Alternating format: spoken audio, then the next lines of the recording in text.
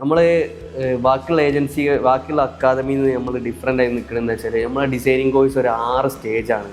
അതായത് നമ്മൾ ആദ്യം തന്നെ ടൂൾസ് പഠിപ്പിക്കും. എല്ലാ അക്കാദമിയും എന്താ ചെയ്യുന്നത് വെച്ചാൽ ടൂൾസ് പഠിപ്പിച്ചോ കോഴ്സ് കഴിഞ്ഞ് അതാണ്. നമ്മളത് ആദ്യത്തെ ഒരു മാസമാണ് എന്ത് ടൂൾസ് പഠിപ്പിക്കാനുള്ളൂ.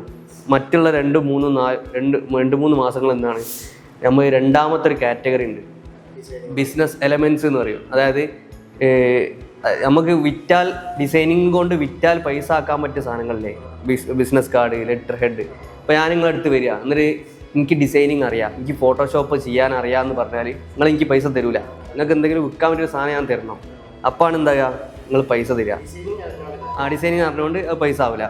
അപ്പോൾ വിൽക്കാൻ പറ്റിയ പ്രൊഡക്റ്റീവ് ആവാന്ന് നമ്മൾ പറയാം. പ്രൊഡക്റ്റീവ് ആവാൻ പറ്റിയ സാധനങ്ങൾ എന്താക്കും നമ്മൾ പഠിപ്പിച്ചു കൊടുക്കും. ബിസിനസ് കാർഡ് എങ്ങനെ ചെയ്യാം, ബ്രോഷർ ഡിസൈൻ എങ്ങനെ ചെയ്യാം, അങ്ങനെ ഓരോ എലമെൻറ്റും പാക്കേജ് ഡിസൈൻ എങ്ങനെ ചെയ്യാം, ഓരോന്നും നമ്മൾ പഠിപ്പിച്ചു കൊടുക്കും. മൂന്നാമത് വരുന്നത് കാറ്റഗറൈസേഷന്. ഒരു എക്സാമ്പിൾ പറയുകയാണെങ്കിൽ ഒരു റെസ്റ്റോറൻറ്റിനും ഒരു ആമസോൺ പോലുള്ള ഒരു ഇ-കൊമേഴ്സ് ബിസിനസ്സിനും എന്തുണ്ട്, ഡിഫറെൻറ്റ് ടൈപ്പ് ഓഫ് പരസ്യങ്ങൾ ചെയ്യാനുള്ള സാധനങ്ങളുണ്ട്. അപ്പോൾ റെസ്റ്റോറൻറ്റിൽ ഉണ്ടാകുന്ന വർക്കുകൾ മെനു, പോസ്റ്റേഴ്സ്, കാര്യങ്ങൾ അങ്ങനത്താണ് ചെയ്യുക. നേരെ കുറച്ച് ആമസോണിന് ചെയ്യാനുണ്ടാകുക അതുമായി ബന്ധപ്പെട്ടുള്ള വെബ്സൈറ്റിലേക്കുള്ള സ്ലൈഡറുകൾ, UI ഡിസൈൻ, അങ്ങനത്തെ വർക്കുകൾക്കാണ്.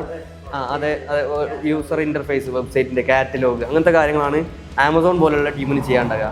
അപ്പോൾ അതാണ് മൂന്നാമത്തത് കാറ്റഗറൈസേഷൻ എന്ന് പറയും. ഈ മുൻപ് പഠിച്ച business card, letter head, menu, ഇതൊക്കെ എന്താകും സ്പ്ലിറ്റ് ചെയ്തിട്ട് ഓരോ ബിസിനസ്സിന് ഇന്ന ആവശ്യങ്ങളാണ് പഠിക്കുന്നത്.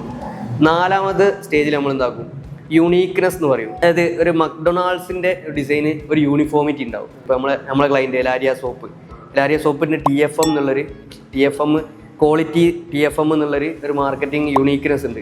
ആ യൂണീക്ക്നെസ് മെയിൻറ്റെയിൻ ചെയ്ത് ഓരോ ബ്രോഷർ കാര്യങ്ങൾ ആ യൂണീക്ക്നെസ് മെയിൻറ്റെയിൻ ചെയ്തുകൊണ്ട് മാത്രം ചെയ്യാൻ പഠിപ്പിക്കും. ഒരു യൂണിഫോമിറ്റി ഓരോ കളർ ബ്രാൻഡൊക്കെ കീപ്പ് ചെയ്ത് ഓരോ കൺസെപ്റ്റിൽ നിന്ന് മാറാതെ, ഓരോ പാക്കേജ് ആണെങ്കിൽ പാക്കേജിൽ TFM ആഡ് ചെയ്യും, മറ്റേതിൽ TFM ആഡ് ചെയ്യും. അങ്ങനെ എല്ലാ കാര്യങ്ങളിലും ആ യൂണിഫോമിറ്റി മെയിൻറ്റെയിൻ ചെയ്ത് പോരും.